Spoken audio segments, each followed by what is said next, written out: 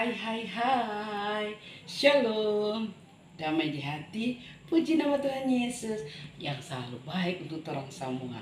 Nah, dari berkat Tuhan, jumpa kembali dengan Injil Vina dalam pembahasan Bina Anak pelajaran 14 dengan judul Kubur Kosong, yang pembacaannya terdapat dalam Injil Yohanes pasal yang ke-20 ayat 1 sampai ayat yang ke-10. Namun seperti biasanya, Inci akan sapa dulu untuk orang semua. Apa kabar hari ini, adik-adik? Ya, dahsyat, luar biasa. Yes, yes, yes. Puji Tuhan, saya diberkati, kamu diberkati, kita semua diberkati. Nah, adik-adikku yang diberkati Tuhan, orang akan bahas bersama pelajaran 14 dengan judul Kubur Kosong. Tapi sebelumnya, mari minta tuntunan kuasa Roh Kudus Tuhan dalam doa. Torang mau berdoa bersama. Mari kita berdoa. Ya Tuhan Yesus, Bapa di sorga, Bapa yang baik bagi kami anak-anak-Mu. Terima kasih Tuhan kalau pagi ini kami diperkenankan untuk belajar firman-Mu. Firman-Mu yang adalah pelita terang ketika kami hendak melangkah. Untuk itu Tuhan Yesus, karena firman-Mu adalah terang, menerangi kegelapan dalam kehidupan kami, maka kami akan mendengarkan bersama. Tolonglah kami Tuhan, hikmat yang daripada-Mu Engkau taruhkan bagi kami, sehingga kami punya hati yang bijaksana, telinga seorang murid yang mau mendengar apa kata Tuhan. Berlakukanlah firman-Mu dalam kehidupan kami Tuhan. Jangan hanya kami menjadi pendengar-pendengar firman, tetapi jadikan kami sebagai pelaku-pelaku firman, sehingga dimanapun kami pergi dan berada, kami boleh jadi berkat untuk banyak orang. Siapkan hati kami Tuhan untuk mendengarkan firman-Mu di dalam nama Tuhan Yesus, firman yang hidup. Kami berdoa dan mengucap syukur. Amin. Nah, adik-adikku yang berkati Tuhan, torang membaca bersama toh.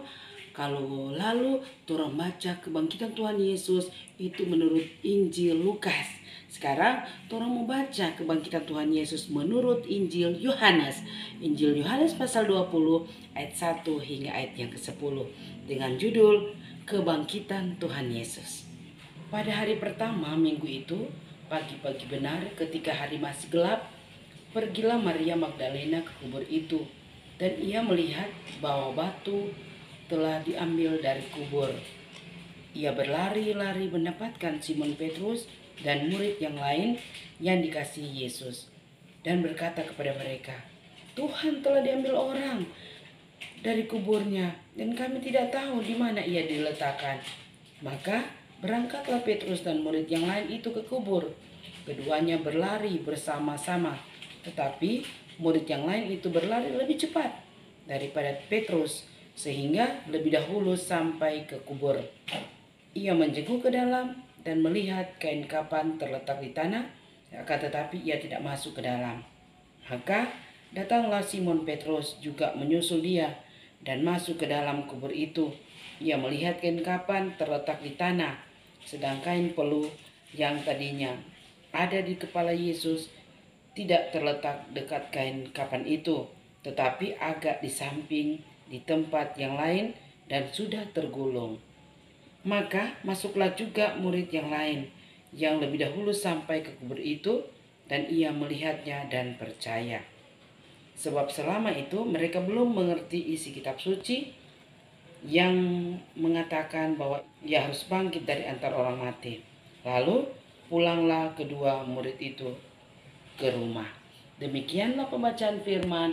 Dikatakan berbahagia apabila torang dengar firman Tuhan, torang pelihara firman Tuhan, kok torang lakukan firman Tuhan. Nah, adik-adik yang berkat Tuhan, shalom, damai di hati, puji nama Tuhan Yesus. Nah, kalau minggu lalu torang belajar itu Injil Lukas, ada cerita tuh tentang kebangkitan Tuhan Yesus. Nah, kali ini adik-adik torang mendengar cerita kebangkitan Tuhan Yesus menurut Injil Yohanes. Nah, adik-adik, Inci tanya tuh minggu lalu, siapa berani ke kubur sendiri? Kok sendiri, kok masih gelap? Paling kan mau ketakut, mesti dipakai teman. Aduh, masih gelap lagi. Kali ini adik-adik, torang lihat di Injil Yohanes ada baca cerita ini Maria Magdalena.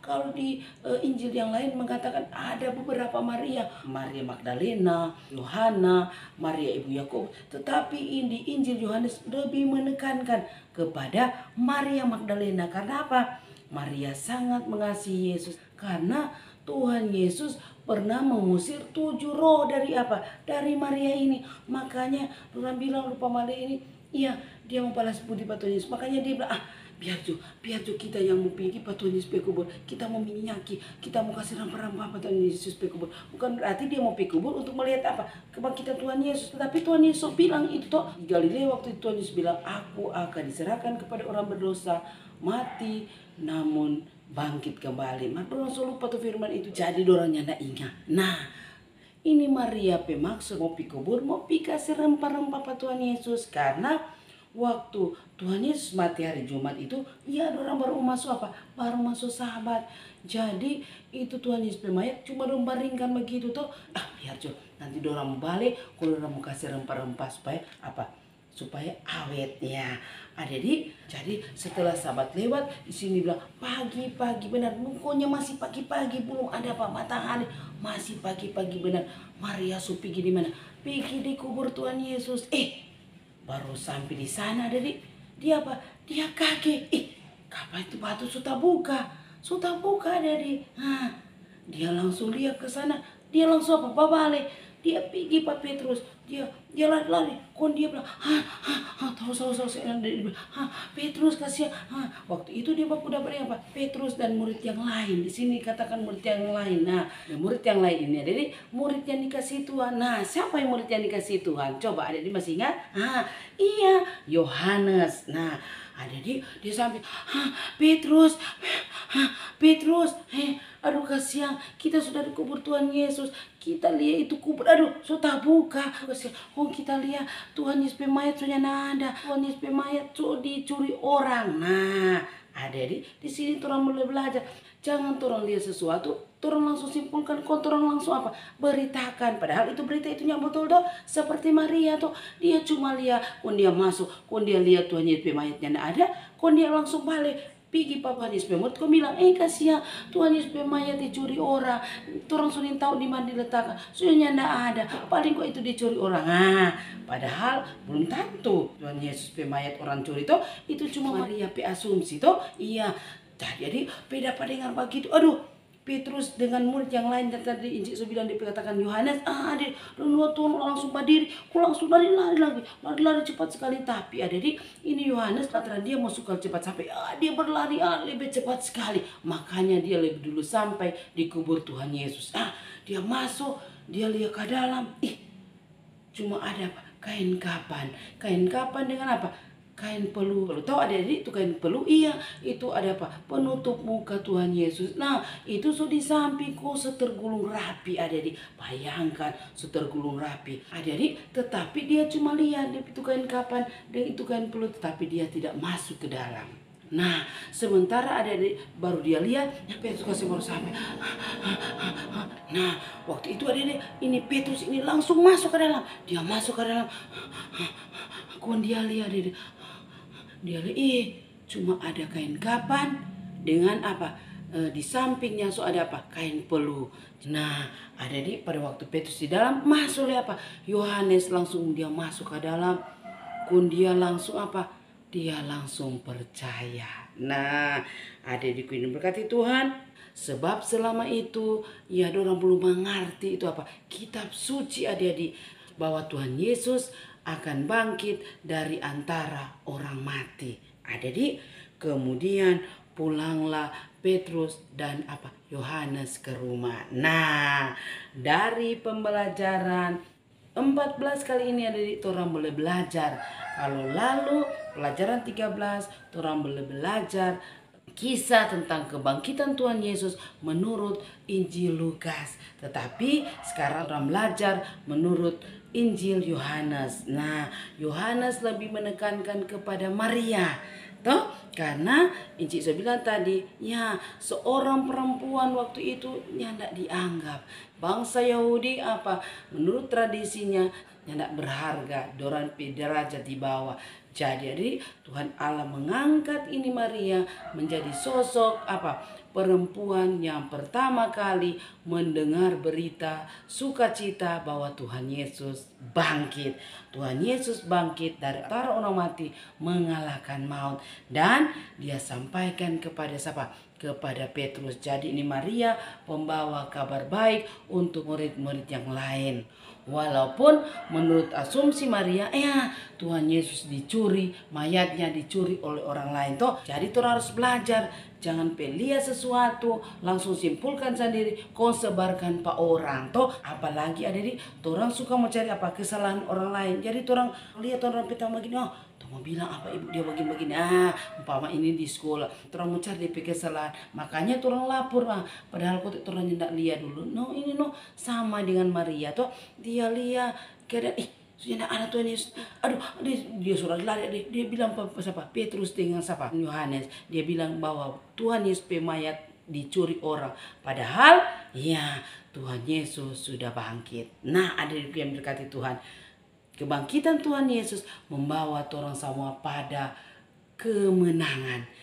Kemenangan sebagai orang yang percaya pada Tuhan, karena Tuhan Yesus rela mati untuk kita manusia. Ini diceritakan waktu Maria lihat dan ada Tuhan Yesus toh, itu kubur kosong. Begitu juga Petrus dan Yohanes lihat kubur kosong.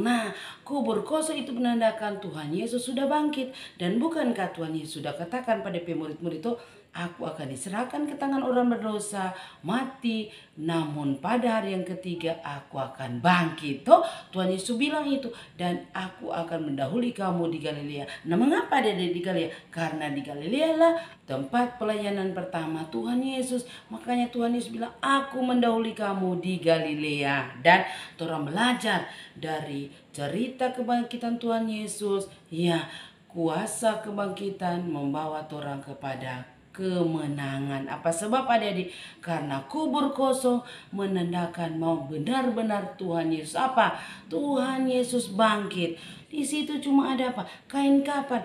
Kain penutup muka Tuhan Yesus. Lagi di tempat yang lain, tetapi sudah agak rapi, sudah tergulung. Jadi itu menandakan Tuhan Yesus hidup. Dan kalau orang mau pancuri kan, masa mau kasih tinggal di kain kapan? Kain peluh. Lalu bawa satu kali tuh. Dan siapa yang mau pancuri Tuhan Yesus pemayat? Karena waktu itu dijaga. Karena sebelum mati Tuhan Yesus bilang, aku akan bangkit pada hari yang ketiga. Jadi itu penyesat itu udah bilang kata dia akan bangkit dari antara orang mati. Jadi jaga, orang jaga setengah mati ada. Sedangkan Maria mau pergi kubur, kurang jaga kurang palang-palang. Karena orang takut itu penjaga, prajurit-prajurit mau dapat tahu.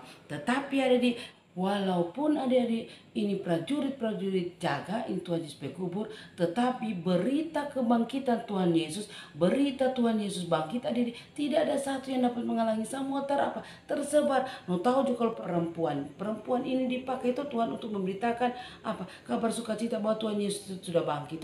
Walaupun itu murid-murid Tuhan Yesus bilang omong kosong bacaan minggu lalu, tetapi ada kalau kabar sukacita tetap akan tersebar. Kontoran jangan takut-takut mau bilang bahwa Tuhan Yesus bangkit.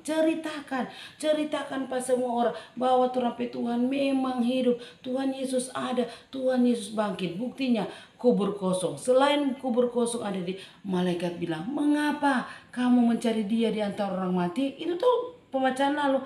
Jadi ada benar-benar menyatakan bahwa Tuhan Yesus hidup. Hidup bagi siapa? Bagi orang semua. Karena kebangkitan Tuhan Yesus, makna Paskah ada merupakan kemenangan bagi orang percaya. Karena orang kepercayaan tidak sia-sia. Dan orang boleh bersuka cita karena Tuhan Yesus boleh mati untuk orang. Tetapi bukan cuma mati namun dia bangkit dan dia hidup.